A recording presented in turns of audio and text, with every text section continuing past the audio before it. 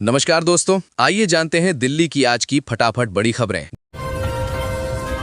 Greater Noida में इन 4 root पर चलेंगी इलेक्ट्रिक बसें। ग्रेटर नोएडा में 4 नए रूटों पर 15 से अधिक इलेक्ट्रिक बसें चलाने की तैयारी तेज हो गई है। बसों का संचालन उत्तर प्रदेश परिवहन विभाग करेगा, जबकि संभावित घाटे की भरपाई प्राधिकरण करेगा। इन बसों से अल्फा, बीटा, गामा, डेल्टा और P3 जैसे सेक्टरों के निवासियों को राहत मिलेगी। साथ ही प्राधिकरण, पुलिस और जिला प्रशासन कार्यालयों तक पहुंच आसान होगी। ग्रेटर नोएडा ईस्ट और वेस्ट के बीच फिलहाल सार्वजनिक परिवहन नहीं है, जिसे ये सेवा बेहतर बनाएगी।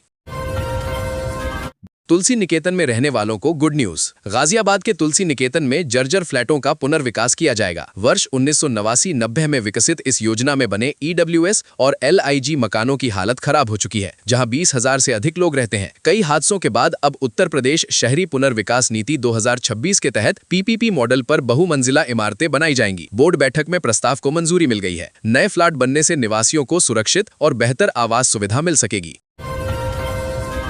दिल्ली में आज रफ्तार पर ब्रेक, जाम वाली इन 1.5 दर्जन सड़कों से रहे दूर। दिल्ली में इंडिया AI इम्पैक्ट समिट 2026 और VVIP मूवमेंट के चलते करीब 1.5 दर्जन सड़कों पर ट्रैफिक प्रतिबंध रहेगा। दिल्ली ट्रैफिक पुलिस के अनुसार सुबह 8 से 10 बजे और शाम 5 से 9 बजे तक विशेष पाबंदियां लागू होंगी। भारत मंडपम, एयरपोर्ट क्षेत्र और आसपास के मार्गों पर यातायात प्रभावित रहेगा। लोगों को सलाह दी गई है कि वे पहले से यात्रा की योजना बनाएं और वैकल्पिक मार्ग अपनाएं, ताकि जाम से बचा जा सके।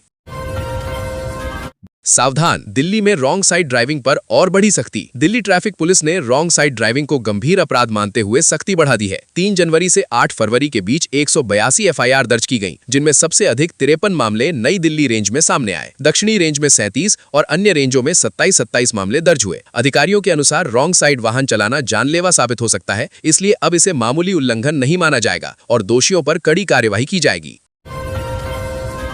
आनंद विहार बस अड्डा के पास बिना बिल बिक रहे मोबाइल। आनंद विहार बस अड्डा के बाहर फुटपाथ और फुट ओवर ब्रिज पर पुराने मोबाइल बिना बिल बेचे जा रहे हैं। कीपैड फोन 150 से 300 रुपए और स्मार्टफोन 1 से 2,000 रुपए तक मिल रहे हैं। आशंका है कि इनमें कई चोरी या झपटमारी के हो सकते हैं। बिना बिल खरीदने से साइबर अपराध का खतरा बढ़ता है। पास में रेलवे स्टेशन और कौशाम्बी बस अड्डा होने से सुरक्षा चिंताएं और गंभीर हो गई हैं। ट्रैफिक नियम तोड़ने और चालान भरने में दिल्ली आगे। दिल्ली ट्रैफिक नियम उल्लंघन में देश में सबसे आगे है। कानून मंत्रालय की रिपोर्ट के अनुसार वर्चुअल कोर्ट में निपटाए गए चालानों से देश भर में 973 करोड़ रुपए जुर्माना वसूला गया, जिसमें से 433 करोड़ रुपए अकेले दिल्ली से आए। 31 दिसंबर 2025 तक 29 वर्चुअल कोर्ट में 9.81 करोड़ से अधिक चालान पहुंचे। आंकड़े बताते हैं कि राजधानी में ट्रैफिक नियमों के उल्लंघन की स्थिति गंभीर है और जागरूकता बढ़ाने की जरूरत है। हेलमेट के विज्ञान से गुणवत्ता तक, सिर्फ पहनना ही नहीं, ध्यान रखनी होंगी ये विशेष बातें। दिल्ली यातायात पुलिस के अनुसार वर्ष 2025 में अगस्त तक बिना हेलमेट 4.16 लाख चालान किए गए। हाल की सड़क दुर्घटनाओं ने हेलमेट की गुणवत्ता और सही तरीके से पहनने की अहमियत उजागर की है। विशेषज्ञों का कहना है कि सिर्फ हेलमेट पहनना काफी नहीं, बल्कि उसका फिट, स्ट्रैप और ISI मानक भी जरूरी है। सस्ता या ढीला हेलमेट गंभीर सिर की चोट से नहीं बचा पाता, इसलिए सुरक्षा में लापरवाही जानलेवा साबित हो सकती है।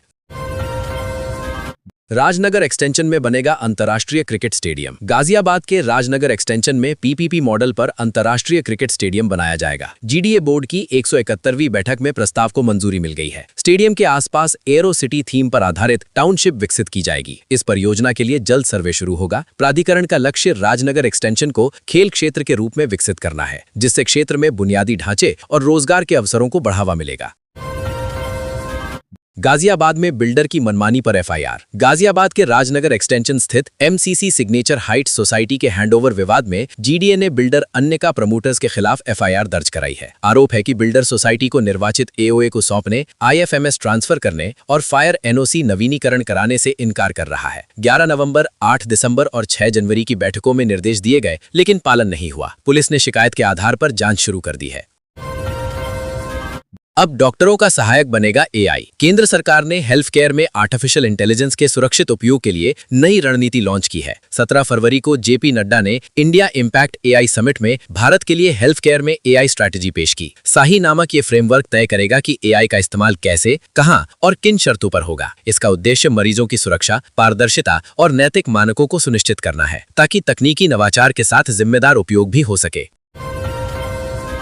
जनकपुरी में कार की टक्कर से पलटा ई रिक्शा। नई दिल्ली के जनकपुरी में 17 फरवरी 2026 की सुबह कार की टक्कर से ई रिक्शा पलट गया, जिसमें 6 वर्षीय बच्ची की मौत हो गई। बच्ची स्कूल जा रही थी। हादसे में उसकी नानी भी घायल हुई, जिनका इलाज चल रहा है। बच्ची को पहले माता चनन देवी अस्पताल और फिर मैक्स द्वारका ले जाया गया, जहां उसने दम तोड़ दिया। पुलिस ने कार जब्त कर आरोपी चालक को हिरासत में लेकर जांच शुरू कर दी है।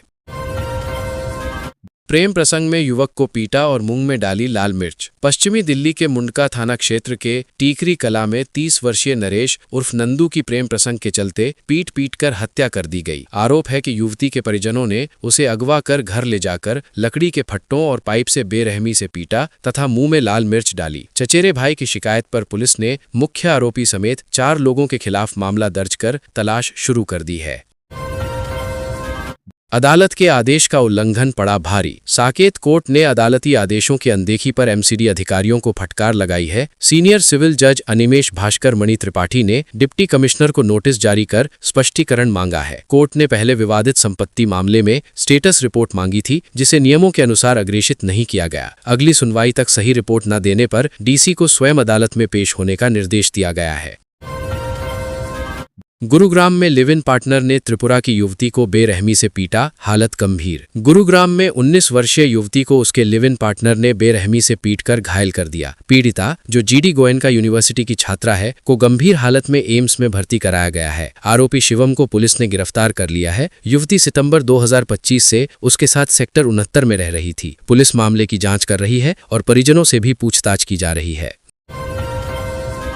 दिल्ली में पसीने छुड़ा रहा मौसम, दिन के तापमान में 6 डिग्री सेल्सियस से अधिक बढ़ोतरी। दिल्ली में हल्की बारिश के बाद फिर तापमान में तेजी आई है। पिछले 24 घंटों में अधिकतम तापमान 6 डिग्री सेल्सियस तक बढ़कर 25 से 28 डिग्री और न्यूनतम 11-12 डिग्री के बीच दर्ज किया गया। मौसम विभाग के अनुसार 22 फरवरी से पश्चिमी हिमालय क्षेत्र में कमजोर पश्चिमी विक्षोभ सक्रिय हो सकता है, जिससे मामूली बदलाव संभव है। फिलहाल कोई अलर्ट जारी नहीं हुआ है, लेकिन अगले 6 दिनों में न्यूनतम तापमान बढ़ने की संभावना है।